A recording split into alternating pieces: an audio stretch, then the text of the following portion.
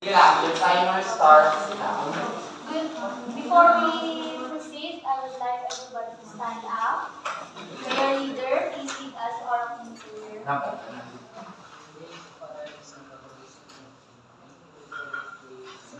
Yes. Good morning, grade 8 Diamond. Good morning. How are you today? Good. So before you take your seat, I would like you to pick up the trashes around you. If none, okay, you may now proceed. Be seated.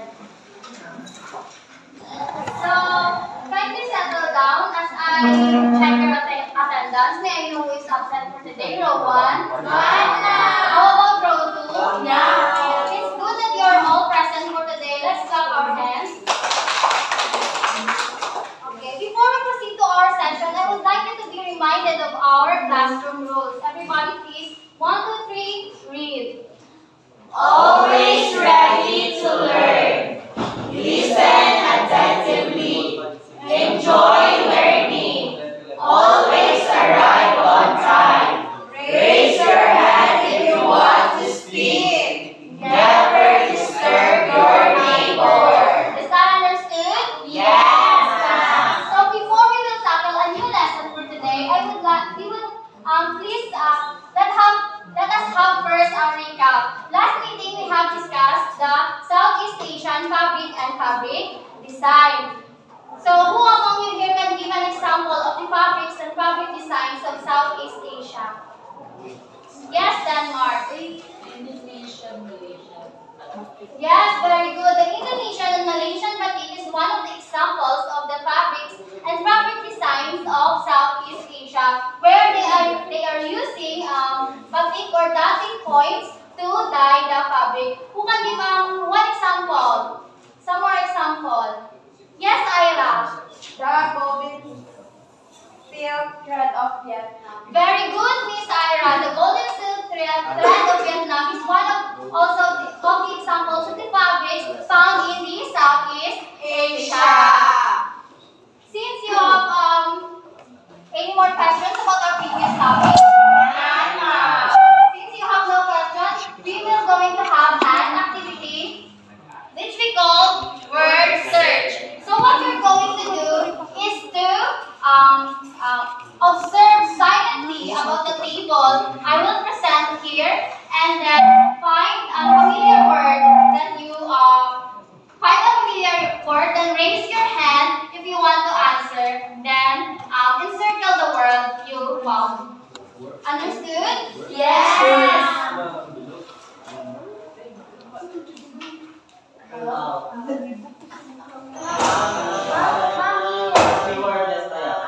Yes, please.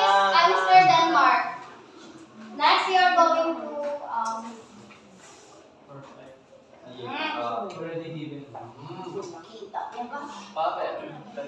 very good, Mr. Denmark.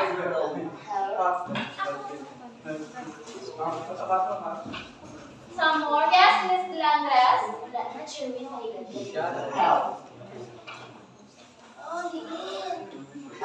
Very good observation, Ms. Belandres. Did you find some words, Mr. Abundar? If none, okay, Ms. Bagchenda. Very good. Indonesia. How about some more answers?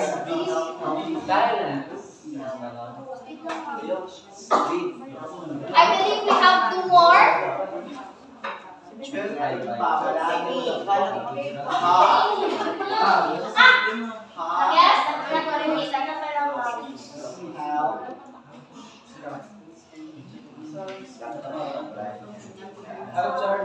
Yes, please.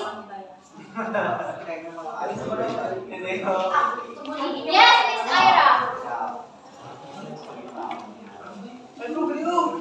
Ay, ako na may nakita. Help a friend. Yes, Mr. Bean. Help a friend.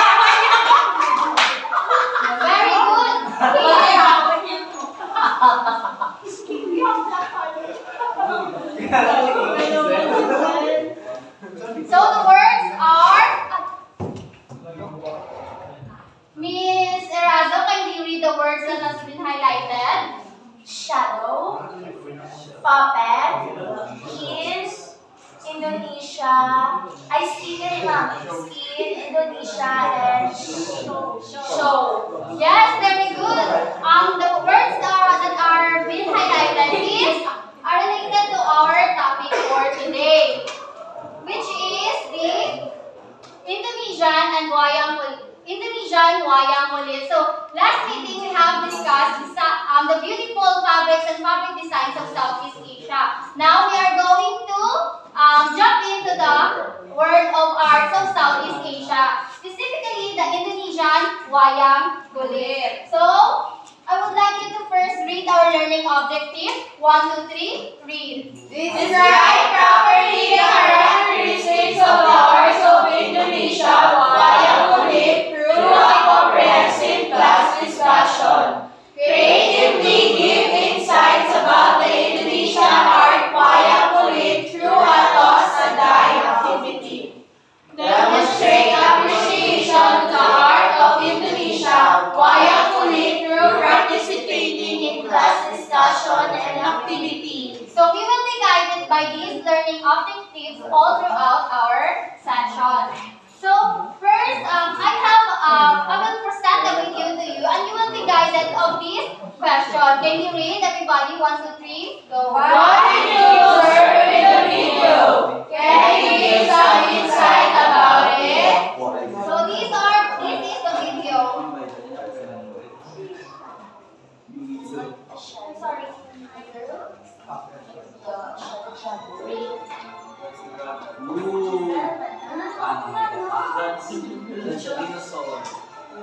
Wow. I see.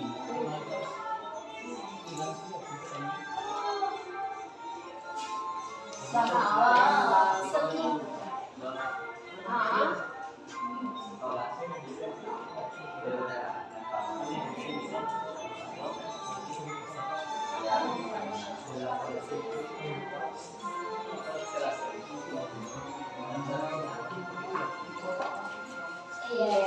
Okay. Now let's move on to the question. Who would like to answer? Yes, Vince.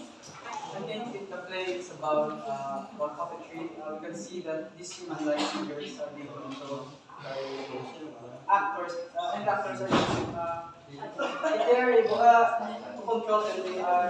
They attach strings to these puppets. Yes, very good observation, Vince. The video that is presented is all about a shadow puppetry, and wayang kulit is one of the examples of the shadow puppetry. So let's further discuss about wayang kulit.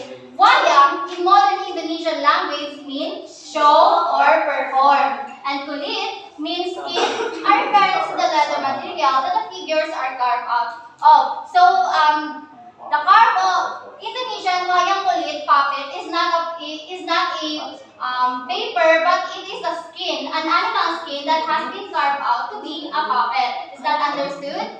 Now, kindly remember these terms, because we will going to use it in our activity next. Next, wayang kulit is a type of puppet shadow play performed around the Indo-Malayan archipelago. So it is commonly performed in Indonesia and Malaysia, but it can be traced back to its origin in India. And the puppets come in all sizes, ranging from 25 cm to 75 cm.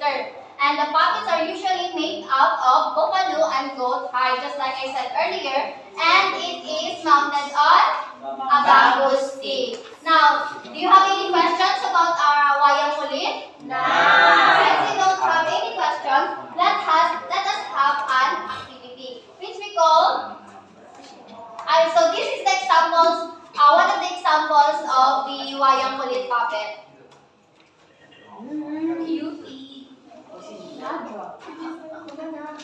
And this is one of the examples of a shadow puppet play.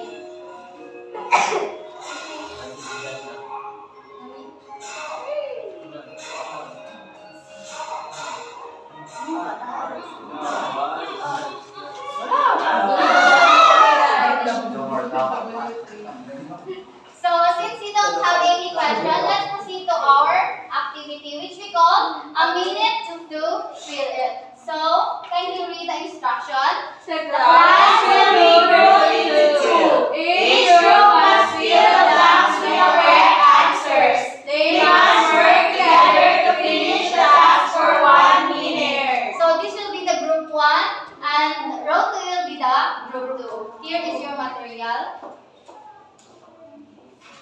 And your 1 minute starts now.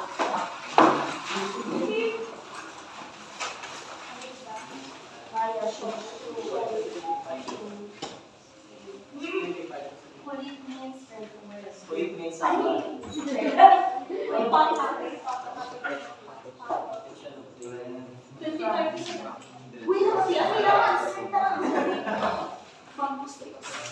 Tapos na kami na. Time out.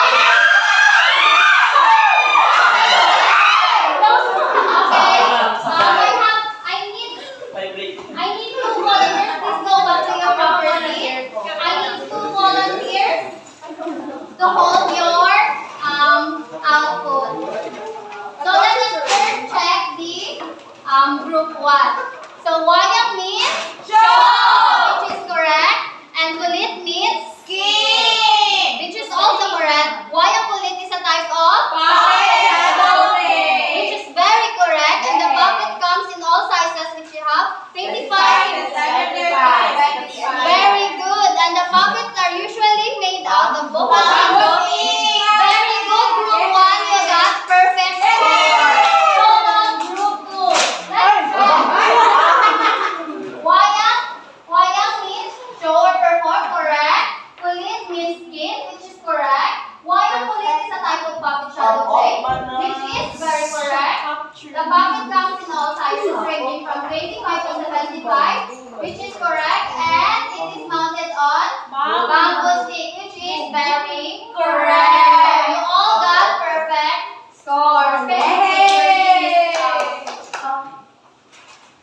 So, we will now have another activity which we call Toss a Die. Do you remember your assignment yesterday? Yes. Did you discuss it with your family? Yes. So what you're going to do is to answer that question here in our class. But first, I would like you to group into 3 groups. 1, 2, kindly count off. 1, 2, 3, 2, 3, 1, 2, 3,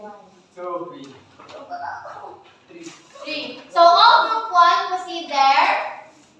And all group 2 proceed here. All group 3 proceed there. And group 4 here. Kindly bring your chairs. And group, yes.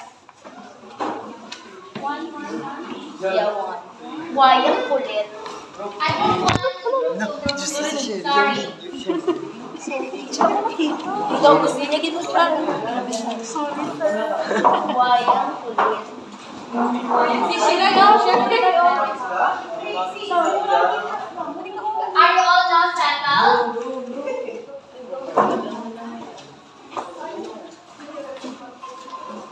Are you all now settled? Yes, ma'am. Kindly assign a number to your members from 1 to 4. Now.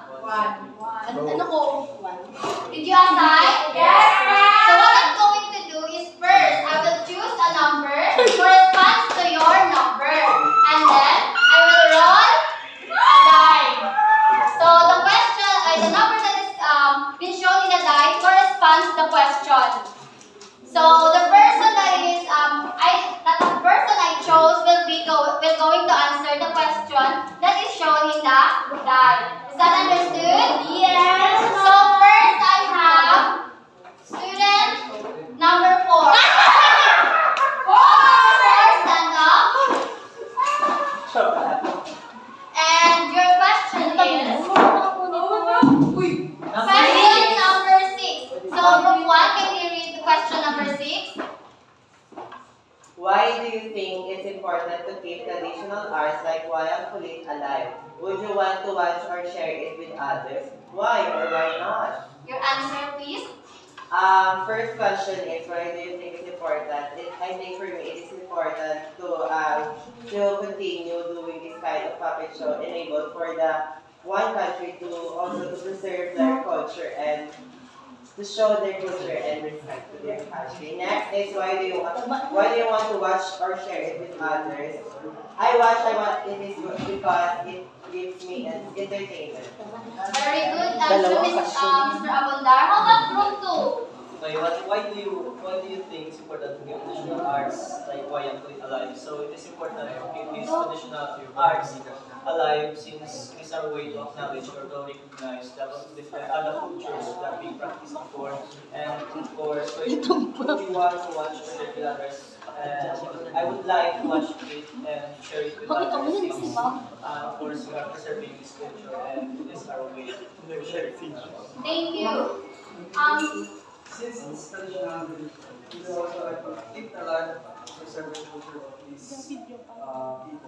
And we want to watch it, of course, because it is entertaining as well as we might be able to learn quite a few from these people. Also, we can also take a look at the culture, why it was formed, and yes, that's all. Thank you very much. Now the person in your left, of the one who answered, may have a follow-up question to you. So group 1, do you have any follow-up question? The person in the left? None? None?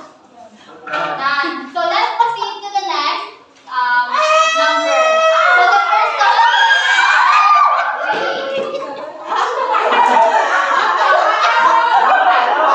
And your question is... Number 4. For group 2, how do you read the question? What kind of stage you were part of the wayang show? What would it look like and why? So your answer?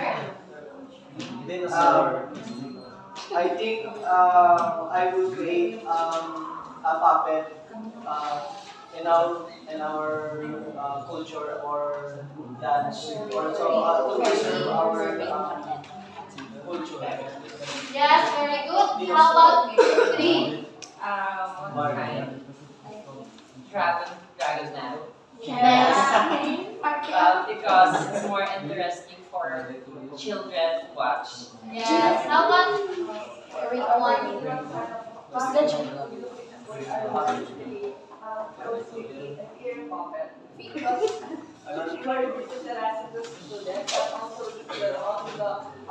Okay, very good. Now the person in your left, do you have any question? Go in. Now let's proceed to group number 1. Stand up, and your question is.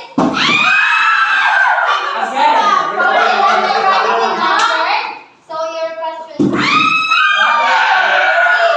Group 3, kindly read the question.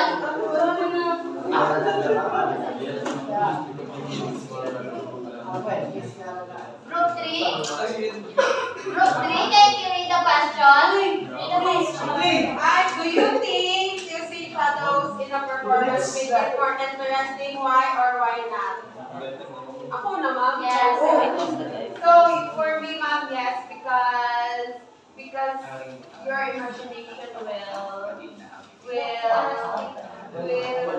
pop up, ma'am. Very good answer, Miss Eugenia. Save the best for last. Yes, ma'am. Using shadows in performance is the best first because it can capture the attention of the audience and at the same time while they are enjoying, ma'am, they can learn a lot from the performance. Yes, thank you, Miss Delandres. How about Yes, ma'am. I think using shadows in a performance make it more interesting because it shows how our mind works creatively, and of course, I think it is very beneficial to those individuals na may alas sa mga colorblind individuals, ma'am, because when we say shadow puppet, parang wala siyang color, so I think it is very good to those colorblind individuals. very good answer, Miss Giselle. Now, the person on your left, do you have any question? How about group 3? Group 4? Group 2? None? So, that would be all. I would like you to take your chair, go back to your Joshua Max. Isa po yung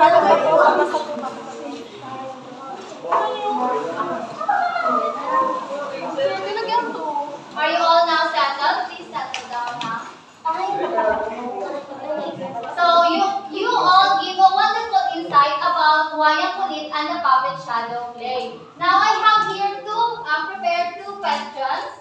Which first, please can you read 1, 2, 3, go. What are the characteristics of wayang kulit? Cite some. As a student, how important does learning the arts and crafts of Southeast Asia to your daily life? Question number 1, who would like to answer? Butsal. Some characteristics of wayang kulit is a shadow puppet play. It includes skin from and bamboo sticks. Very good. Observation means Butsal. How about question number 2? Yanan. Yes, Mr. Bianan. As a student, it's very important for me to learn the craft and puppet itself because it has a cultural history. Very good, Mr. Bianan. Now, since we have finished our discussion and you have enjoyed our activity, let us now have a quiz. Wow, congrats, Pastora. Very, yeah.